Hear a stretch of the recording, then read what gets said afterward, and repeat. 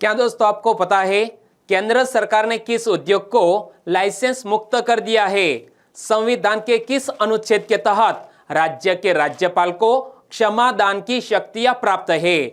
और स्वतंत्रता दिवस के अवसर पर हमारे भारत देश के मुख्य अतिथि कौन होंगे? ऐसे ही 13 बड़ी खबरों को कवर करते हुए हमने आज का बोले तो 5 अगस्त 2021 का करंट अफेयर का वीडियो तैयार किया है।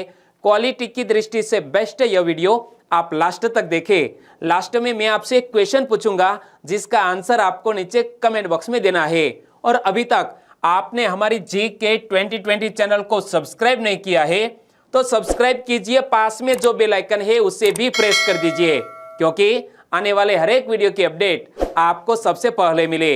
और जो यह मैं डिस्क्रिप्टिव वाली आपको मैं करंट अफेयर की फाइल पढ़ा रहा हूं तो वह आप फिर से पढ़ना चाहते हैं तो हमारी टेलीग्राम चैनल से आप जुड़ सकते हैं, वो भी नीचे डिस्क्रिप्शन में लिंक मिल जाएगी।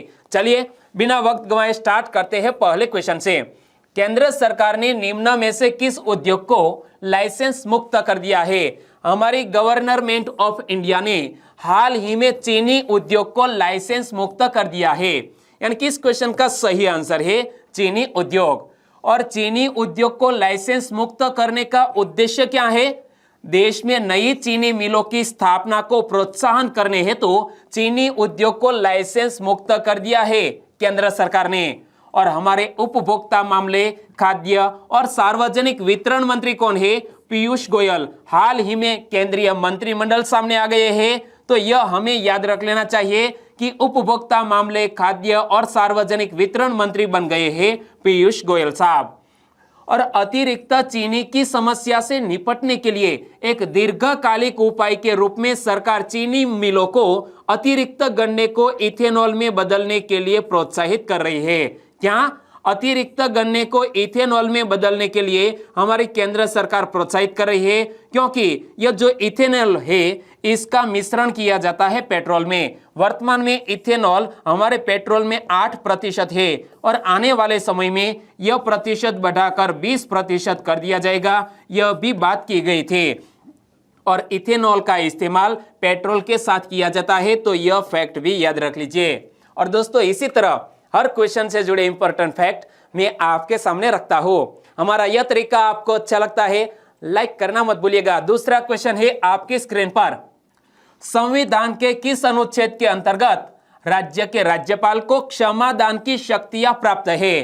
दोस्तों संविधान के किस अनुच्छेद के तहत हमारे राज्य के राज्यपाल को क्षमादान की शक्तियां प्राप्त होती है? याद रखो संविधान के अनुच्छेद 161 के तहत सभी राज्य के राज्यपाल को क्षमादान की शक्तियां प्राप्त होती है। यानी कि इस क्वेश्चन का सही आंसर है आर्टिकल 161। लेकिन यह क्षमादान वाला मामला करंट अफेयर में क्यों आया वो भी तो हमें पता होना चाहिए। 3 अगस्त 2021 को भारत के सर्वोच्च न्यायालय यानी कि भारत देश की सुप्रीम कोर्ट ने कहा कि राज्य के राज्यपाल मौत की सजा के मामलों सहित कैदियों को क्षमा कर सकते हैं। इसीलिए करंट अफेयर में आया है यह क्वेश्चन। क्या कहा है सुप्रीम कोर्ट ने? कि राज्य के राज्यपाल मौत की सजा के मामलों सहित कैदियों को क्षमा कर सकते हैं। अभी तक मौत की सजा को कौन माफ कर सकते थे?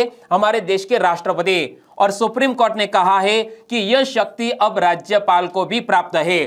तो संविधान के अनुच्छेद 161 के अंतर्गत राज्य के राज्यपाल को भी क्षमादान की शक्तियां प्राप्त है। और अनुच्छेद 72 के तहत राष्ट्रपति की क्षमादान शक्ति का दायरा अनुच्छेद 161 के तहत राज्यपाल की तुलना में 2 तरह से व्यापक है। तो यहां हमें याद रख लेना है कि हमारे देश के राष्ट्रपति को क्षमादान की शक्ति संविधान के किस अनुच्छेद के तहत प्राप्त है? अनुच्छेद 72। और राज्यपाल को क्षमादान की शक्ति संविधान के आर्टिकल 161 के तहत प्राप्त है। लेकिन राष्ट्रपति को 2 तरह से व्यापक शक्तियां दी गई है। दोनों की बात करें तो एक है कोर्ट मार्शल। राष्ट्रपति के पास क्षमादान देने की शक्ति उन मामलों तक फैली हुई है जहां कोर्ट मार्शल द्वारा सजा दी जाती है, लेकिन राज्यपाल को ऐसी कोई शक्ति उपलब्ध नहीं है। तो यह बात हुई कोर्ट मार्शल के। और दूसरी है मौत की सजा।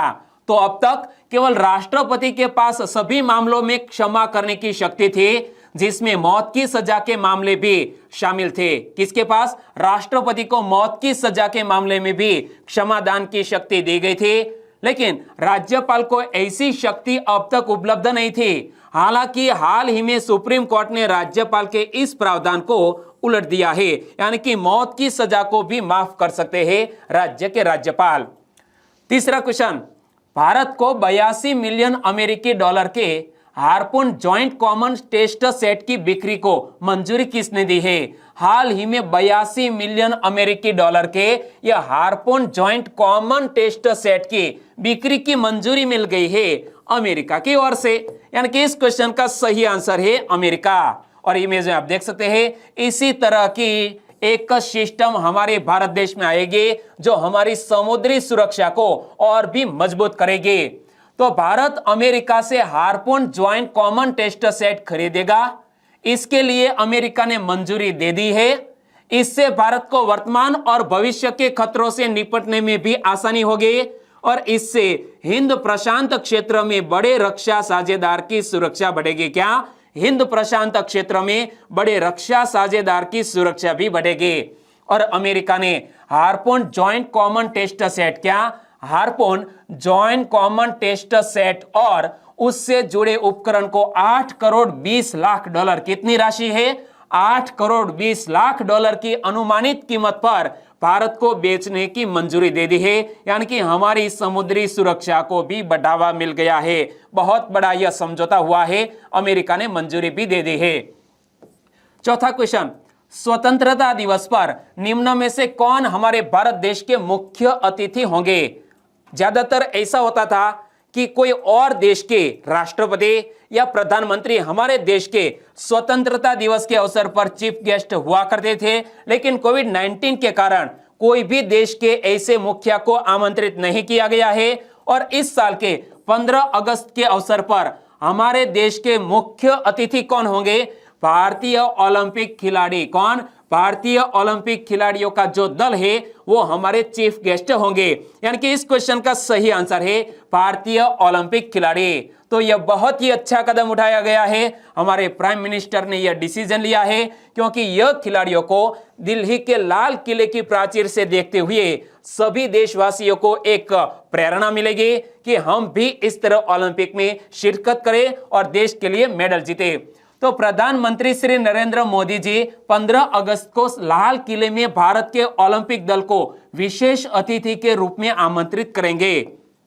टोक्यो ओलंपिक 2021 में भारत के 228 सदस्यीय दल भेजा गया है और भारतीय खिलाड़ी 18 खेल आयोजनों में भाग ले रहे हैं। तो यहां हमें याद रख लेना है, कोविड-19 महामारी के कारण टोक्यो ओलंपिक 2020 में आयोजित होने वाला था, लेकिन आयोजित हुआ है 2021 में। फिर भी कहीं पर यह लिखा जाए तो हमें मान लेना चाहिए टोक्यो 2020 है। और हमारे भारत देश के तकरीबन 228 सदस्यीय दल को भेजा गया, इमेज में आप देख सकते हैं, और 18 खेल आयोजनों में भाग ले रहा है। और टोक्यो 2020 के लिए भारत के ओलंपिक दल में 18 खेलों के 127 प्रतिभागी शामिल है और कोच के अलावा और भी व्यक्ति इसमें शामिल।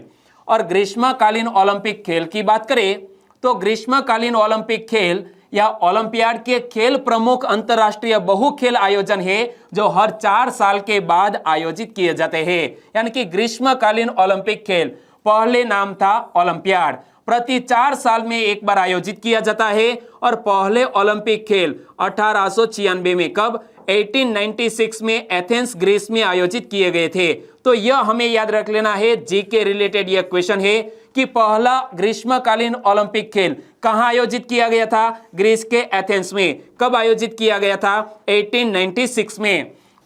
ओलंपिक स्पर्धा में प्रथम स्थान के लिए स्वर्ण पदक, दूसरे स्थान के लिए रजत पदक और तीसरे स्थान के लिए कांस्य पदक देने की परंपरा 1904 में शुरू हुई थी। तो आपने याद क्या रखा कि पहला ओलंपिक रमतोत्सव कब आयोजित हुआ था? 1896 में। कहां आयोजित हुआ था? ग्रीस के एथेंस में। और यह पदक की परंपरा कब शुरू हुई? 1904 में। तो यह 3 फैक्टर आपको याद रख लेने हैं। 5वां क्वेश्चन, संविधान की 8वीं अनुसूची में कितनी भाषाएं शामिल है? कॉन्स्टिट्यूशन ऑफ इंडिया की यह 8वीं अनुसूची में कितनी भाषाएं शामिल है? 22 भाषाएं वर्तमान में शामिल है, यानी कि इस क्वेश्चन का सही आंसर है 22। लेकिन यह भाषा से जुड़ा हुआ क्वेश्चन करंट अफेयर में क्यों आया? तो देखो, हाल ही में केंद्रीय शिक्षा मंत्री कौन है? धर्मेंद्र प्रधान। इमेज में आप देख सकते हैं, हमारे नए केंद्रीय शिक्षा मंत्री धर्मेंद्र प्रधान द्वारा लोकसभा में 8वीं अनुसूची में भाषाओं को बढ़ाने से संबंधित सरकार द्वारा उठाए गए विभिन्न कदमों की जानकारी दी है। किसने? हमारे देश के शिक्षा मंत्री धर्मेंद्र प्रधान ने। और 8वीं अनुसूची के बारे में आज मैं आपको डिटेल में बताने जा रहा हूं, क्योंकि कॉन्स्टिट्यूशन यदि आपके सिलेबस का पार्ट है तो यहां से क्वेश्चन निकल सकता है। तो याद रखो, भारतीय संविधान की 8वीं अनुसूची में वर्णित राजभाषाओं की सूची। तो देखो, इस अनुसूची में भारत गणराज्य की आधिकारिक भाषाओं को सूचीबद्ध किया गया है और भारतीय संविधान के भाग 17 में अनुच्छेद 343 से 351 तक शामिल अनुच्छेद आधिकारिक भाषाओं से संबंधित है। तो यह भी हमें याद रख लेना है कि भारतीय संविधान के भाग 17 में यह बात की गई है और संविधान के अनुच्छेद 343 से लेकर 351 तक इस अनुच्छेद में यह भाषा से जुड़ी हुई बात की गई है। और संविधान की 8वीं अनुसूची में निम्नलिखित 22 भाषाएं शामिल है। तो याद रखो, असमिया, बांग्ला, गुजराती, हिंदी, कन्नड़, कश्मीरी, कोंकणी, मलयालम, मणिपुरी, मराठी, नेपाली, ओडिया, पंजाबी, संस्कृत, सिंधी, तमिल, तेलुगु, उर्दू, बोडो, संथाली, मैथिली और डोगरी। इसी तरह 22 भाषाओं को हमारे संविधान की 8वीं अनुसूची में शामिल किया गया है। लेकिन जब हमारा कॉन्स्टिट्यूशन लागू हुआ तब भाषाओं की संख्या थी सिर्फ 14। तो एक के बाद एक जोड़ा गया है, उनकी भी बात कर लेते हैं। तो इन भाषाओं में से 14 भाषाओं को संविधान के प्रारंभ में ही शामिल कर लिया गया था। यानी कि संविधान जब लागू हुआ तब यह अनुसूची में कितनी भाषाएं शामिल थी? 14 भाषाएं शामिल थी। और उसके बाद वर्ष 1967 में सिंधी भाषा को 21वें संविधान संशोधन अधिनियम द्वारा 8वीं अनुसूची में शामिल किया गया था। कौन सी भाषा को? सिंधी भाषा को। वर्ष 1992 में 71वें संशोधन अधिनियम द्वारा कोंकणी, मणिपुरी और नेपाली को शामिल किया गया। और वर्ष 2003 में 92वें संविधान संशोधन अधिनियम, जो कि वर्ष 2004 से प्रभावी हुआ, उनके द्वारा बोडो, डोगरी, मैथिली और संथाली को 8वीं अनुसूची में शामिल किया गया। इसी तरह हमारी कुल भाषाएं हो गई 22। और वर्तमान में ऐसी 6 भाषाएं हैं जिन्हें भारत में शास्त्रीय भाषा का दर्जा प्राप्त है।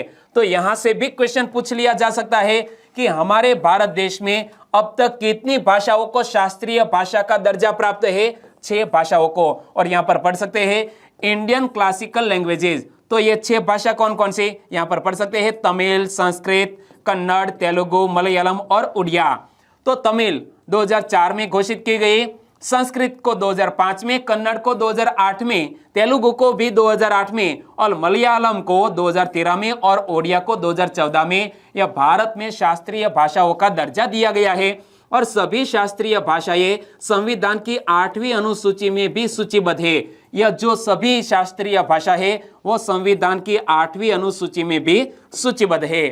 छठा क्वेश्चन, सुर्खियों में रहे नेल्लियोड वासुदेवन नंबूथिरी का संबंध किस शास्त्रीय नृत्य से है? पहले तो हमें यह पता होना चाहिए कि यह नेल्लियोड वासुदेवन नंबूथिरी करंट अफेयर में क्यों आए हैं। हाल ही में निधन हो गया है और नेल्लियोड वासुदेवन नंबूथिरी का संबंध कथकली नृत्य से है। यानी कि इस क्वेश्चन का सही आंसर है कथकली। पौराणिक कथकली प्रतिपादक ऐसे नेल्लियोड वासुदेवन नंबूथिरी का कल रात उनके आवास पर निधन हो गया। और संस्कृत और हिंदू पुराणों में एक विद्वान वासुदेवन नंबूथिरी केंद्र संगीत नाटक अकादमी पुरस्कार, केरल संगीत नाटक अकादमी पुरस्कार और केरल राज्य कथकली पुरस्कार जैसे कई सम्मानों के प्राप्तकर्ता थे, जिसका हाल ही में निधन हो गया है। तो आप याद रख लो वासुदेवन नंबूथिरी, जिसका संबंध है कथकली से। 7वां क्वेश्चन, डीप ओशन मिशन कितने वर्ष की अवधि के लिए लागू किया जाएगा? हाल ही में हमारे केंद्रीय मंत्री ने लोकसभा में एक क्वेश्चन का आंसर देते हुए यह डीप ओशन मिशन के बारे में चर्चा की। इसीलिए आपको यह क्वेश्चन याद रख लेना चाहिए कि डीप ओशन मिशन कितने वर्ष की अवधि के लिए? 5 वर्ष की अवधि के लिए लागू किया जाएगा। यानी कि इस क्वेश्चन का सही आंसर है 5 वर्ष। 16 जून 2021 को आर्थिक मामलों की मंत्रिमंडलीय समिति ने डीप ओशन मिशन को मंजूरी प्रदान की और इस अभियान को 5 वर्ष की अवधि के लिए लागू किया जाएगा। इसकी अनुमानित लागत 4077 करोड़ रुपए होगी और इसका पहला चरण 3 वर्षों यानी कि 2021 से 2024 के लिए लागू किया जाएगा। तो ऐसे फैक्ट मैंने आपके सामने रखे हैं डीप ओशन मिशन से जुड़े हुए, जो एग्जामिनेशन में क्वेश्चन बनकर आपके सामने आ सकते हैं। तो याद रखो, यह अभियान 5 वर्ष की अवधि के लिए लागू किया जाएगा। अनुमानित लागत है 4077 करोड़ रुपए और पहला चरण 3 वर्षों के लिए लागू किया जाएगा। और डीप ओशन मिशन एक मिशन आधारित परियोजना है और यह भारत सरकार की नीली अर्थव्यवस्था यानी कि ब्लू इकोनॉमी पहल में सहायक है। और डीप ओशन मिशन केंद्रीय योजना है और इसमें राज्यों के लिए अलग से आवंटन का प्रावधान नहीं है। तो ऐसे सेंटेंस भी याद रख लेने चाहिए, क्योंकि सेंटेंस से जुड़े हुए दोस्तों ऐसे कुट बनाकर क्वेश्चन भी पूछ लिए जा सकते हैं। तो याद रखो, डीप ओशन मिशन यह केंद्रीय योजना है और इसमें राज्यों के लिए अलग से आवंटन का प्रावधान नहीं है। और इस मिशन का प्रस्ताव पृथ्वी विज्ञान मंत्रालय ने किया था, जो इसका नोडल मंत्रालय है। यानी कि डीप ओशन मिशन का नोडल मंत्रालय कौन सा है? पृथ्वी विज्ञान मंत्रालय। तो हमारे पृथ्वी विज्ञान मंत्री कौन है? डॉक्टर जितेंद्र सिंह। इमेज में आप देख सकते हैं, वो हमारे पृथ्वी विज्ञान मंत्री है।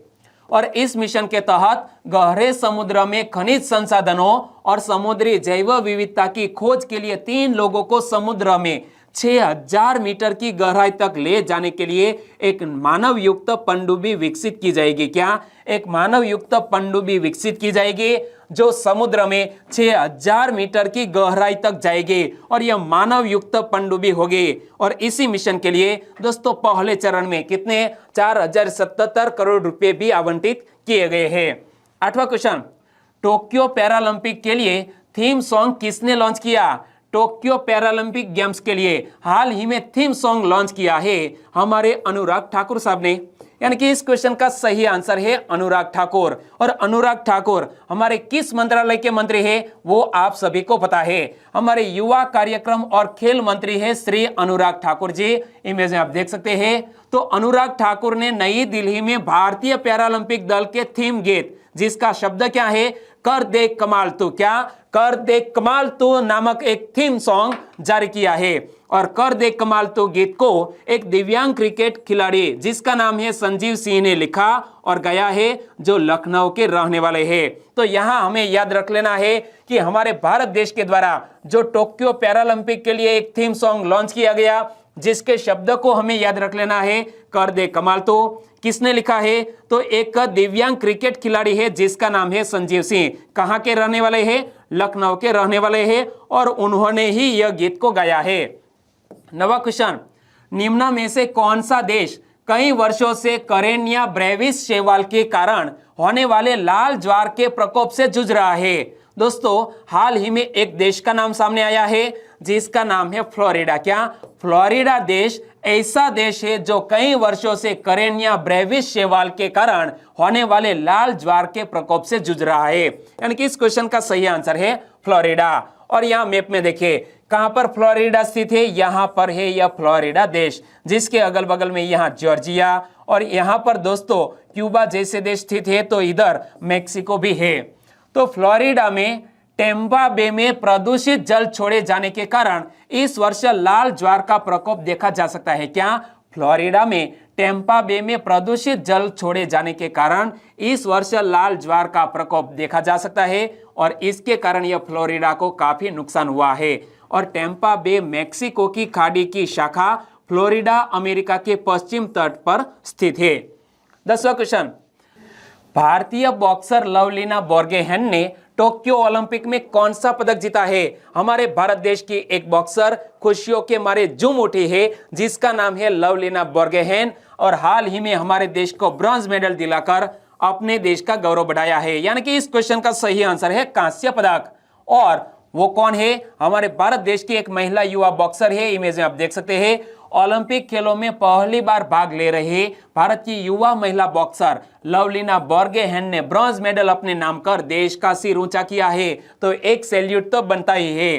और महिला बॉक्सिंग के 69 किलोग्राम भार वर्ग में ब्रॉन्ज मेडल जीता है। तो यहां से भी क्वेश्चन बन सकता है कि हमारे भारत देश की लवलीना बोर्गोहेन ने किस कैटेगरी में ब्रॉन्ज मेडल जीता, 69 किग्रा भार वर्ग में, और कहां की रहने वाली है, असम की। असम की यह 23 वर्षीय मुक्केबाज लवलीना ओलंपिक खेलों में पदक जीतने वाली देश की तीसरी बॉक्सर बन गई है, क्योंकि इससे पहले पुरुष बॉक्सिंग में विजेंद्र सिंह ने 75 किग्रा भार वर्ग में 2008 के बीजिंग ओलंपिक में हमारे देश को ब्रॉन्ज मेडल दिलाया था, जबकि MC मैरी कॉम ने 51 किग्रा भार वर्ग में 2012 के लंदन ओलंपिक में ब्रॉन्ज मेडल अपने नाम किया था। तो इसी तरह तीनों ने ब्रॉन्ज मेडल जीते हैं। सबसे पहले विजेंद्र सिंह ने 2008 के बीजिंग ओलंपिक में ब्रॉन्ज मेडल दिलाया, उसके बाद 2012 में MC मैरी कॉम ने ब्रॉन्ज मेडल जीता, और अब 2020 के टोक्यो ओलंपिक में लवलीना बोर्गोहेन ने ब्रॉन्ज मेडल जीता है। 11वां क्वेश्चन, हाल ही में किस राज्य के मंत्रिमंडल का विस्तार किया गया? हाल ही में कर्नाटक राज्य के मंत्रिमंडल का विस्तार किया गया, यानी कि इस क्वेश्चन का सही आंसर है कर्नाटक। और कर्नाटक के हाल ही में नए मुख्यमंत्री कौन बन गए हैं? बसवराज बोम्मई। तो कर्नाटक सरकार में कैबिनेट विस्तार को लेकर कर्नाटक के मुख्यमंत्री बसवराज बोम्मई इन दिनों दिल्ली में थे, क्योंकि कैबिनेट के मंत्रिमंडल का विस्तार करना चाहते थे, और मंत्रिमंडल के विस्तार के लिए 29 विधायक ने मंत्री पद की शपथ ली है। कितने? 29 विधायक ने मंत्री पद की शपथ भी ली है, यानी कि कर्नाटक के मंत्रिमंडल का विस्तार किया गया है। कुछ एक सप्ताह पहले यह कर्नाटक के चीफ मिनिस्टर BS येदियुरप्पा ने 2 साल पूर्ण होने के अवसर पर इस्तीफा दिया था, और बाद में नए मुख्यमंत्री बन गए हैं मुंबई जी। तो पिछले हफ्ते BS येदियुरप्पा के इस्तीफा देने के बाद भारतीय जनता पार्टी के विधायक दल के नेता निर्वाचित हुए बोम्मई ने 28 जुलाई को मुख्यमंत्री पद की शपथ ली थी, जिसका हाल ही में मंत्रिमंडल का विस्तार किया गया कर्नाटक में। 12वां क्वेश्चन, रम्मी और पोकर जैसे ऑनलाइन गेम पर प्रतिबंध लगाने वाले कानून को किसने रद्द कर दिया है? रम्मी और पोकर जैसे ऑनलाइन गेम पर प्रतिबंध लगाने वाले कानून को रद्द कर दिया है मद्रास हाईकोर्ट ने, यानी कि इस क्वेश्चन का सही आंसर है मद्रास हाईकोर्ट। मद्रास उच्च न्यायालय ने 1930 में पारित तमिलनाडु गेमिंग अधिनियम में हाल ही में किए गए एक संशोधन को मंगलवार को रद्द कर दिया, और इस संशोधन के तहत दांव लगाए जाने के साथ रम्मी और पोकर के ऑनलाइन गेमिंग पर जो प्रतिबंध था, इसको हटा दिया गया है। और यह मद्रास हाईकोर्ट के चीफ जस्टिस कौन है? संजीव बनर्जी। तो मुख्य न्यायाधीश संजीव बनर्जी और न्यायमूर्ति सेंथिल कुमार राममूर्ति की प्रथम पीठ ने जंगली गेम्स इंडिया प्राइवेट लिमिटेड और अन्य की जनहित याचिकाओं पर सुनवाई करते हुए इस साल किए गए संशोधन को रद्द कर दिया है। 13वां और लास्ट क्वेश्चन, शंघाई सहयोग संगठन की 8वीं न्याय मंत्रियों की बैठक में भारत का प्रतिनिधित्व कौन करेंगे? शंघाई कोऑपरेशन ऑर्गेनाइजेशन की यह 8वीं न्याय मंत्रियों की बैठक में भारत का प्रतिनिधित्व करने जा रहे हैं किरेन रिजिजू, यानी कि इस क्वेश्चन का सही आंसर है किरेन रिजिजू। इमेज आप देख सकते हैं, हमारे नए केंद्रीय कानून मंत्री किरेन रिजिजू शुक्रवार को, कब? शुक्रवार को शंघाई सहयोग संगठन यानी कि शंघाई कोऑपरेशन ऑर्गेनाइजेशन सदस्य देशों के यह न्याय मंत्रियों की 8वीं बैठक में शरीक होंगे, और वर्चुअल बैठक में महामारी में कानूनों की भूमिका, राष्ट्रीय कानून के मुताबिक नागरिकों को मुफ्त कानूनी सहायता मुहैया कराने, भ्रष्टाचार से निपटने में कानून एवं न्याय मंत्रालयों की भूमिका तथा विधिक सेवाओं में सहयोग से संबद्ध क्षेत्रों सहित अन्य मुद्दों पर इस बैठक में चर्चा की जाएगी। और अब बात करते हैं लास्ट वीडियो के क्वेश्चन की। लास्ट वीडियो में मैंने आपसे क्वेश्चन पूछा था, विशेष डिजिटल भुगतान व्यवस्था ई-रूपी की शुरुआत किसने की है? हाल ही में एक विशेष डिजिटल भुगतान सेवा ई-रूपी की शुरुआत हमारे देश के प्रधानमंत्री श्री ने की, यानी कि इस क्वेश्चन का सही आंसर था श्री नरेंद्र मोदी जी। लगभग सभी दोस्तों ने बिल्कुल सही जिक्र किया है। इनमें से कुछ फ्रेंड के नाम लेना चाहूंगा, तो वो है म्यूज जोशी, कुंवरिया प्रियंका, पूर्वी जगदीश भाई, आपका भी हमारे चैनल में स्वागत है। देवांगी चौधरी, आपका भी हमारे चैनल में स्वागत। करण कनौजिया, चावड़ा पूजा और परेश वाढेल, इन सभी दोस्तों ने बिल्कुल सही आंसर दिया है। हमारे और भी सब्सक्राइबर फ्रेंड है, वो है कृष्णा पटेल, राठौड़ भावना, कौशल डाबे, और शैलेश मकवाना, आपका आंसर बिल्कुल सही। नरेंद्र मोदी और विराट भोया, भावना तड़वी और शाहिद खान, आपका आंसर भी बिल्कुल सही है। शाहिद खान, आपका भी हमारे चैनल में स्वागत। और भावना तड़वी जी की एक अच्छी आदत की बात करो तो वो अर्ली मॉर्निंग में जब 4 बजे हमारा यह GK 2020 का करंट अफेयर का वीडियो पब्लिश होता है तो सबसे पहले व्यूअर के रूप में भावना तड़वी जी ही होती है। कांग्रेचुलेशन। और हनुमंत पोवाडे, गोहिल पृथ्वीराज सिंह, आपका आंसर बिल्कुल सही। मनीष चौधरी, पलाश अनिल, मधु राठौड़, लीला कटारा, वीरभद्र परमार और हर्षा चुडासमा, सभी दोस्तों को दिल से धन्यवाद। और आज के वीडियो का क्वेश्चन ये रहा स्क्रीन पर। हाल ही में रिलीज होने वाली भुज द प्राइड ऑफ इंडिया किस घटना से संबंधित है? दोस्तों 13 अगस्त, कब? 13 अगस्त को रिलीज होने वाले भुज द प्राइड ऑफ इंडिया नामक जो फिल्म है वो किस घटना से संबंधित है? सही ऑप्शन आपने चुन लिया है। आंसर देना है नीचे कमेंट बॉक्स में। और वीडियो वाकई में आपको अच्छा लगा है, हेल्पफुल लगा है तो आपके दोस्तों को फेसबुक, व्हाट्सएप या टेलीग्राम के जरिए इस वीडियो की लिंक शेयर करना मत भूलिएगा। बस छोटी सी उम्मीद के साथ वीडियो खत्म करते हैं। और यह जो मैंने आपको PDF फाइल पढ़ाई है इसके बारे में आप पढ़ना चाहते हैं तो नीचे डिस्क्रिप्शन में मैंने लिंक रख दी है। हमारी टेलीग्राम चैनल के साथ आप जुड़ सकते हैं और यह जो डिस्क्रिप्शन वाली फाइल है वो भी आप पढ़ सकते हैं। और MCQ वाली जो फाइल है वो भी नीचे डिस्क्रिप्शन में लिंक मिल जाएगी। और पूरे मंथ की PDF फाइल भी पढ़ना चाहते हैं तो वो भी लिंक नीचे डिस्क्रिप्शन में रख दी है। आपकी अनुकूलता से आप डाउनलोड कर सकते हैं, पढ़ सकते हैं। चलिए कल मिलेंगे एक नए करंट अफेयर वीडियो के साथ। तब तक के लिए टेक केयर एंड जय हिंद।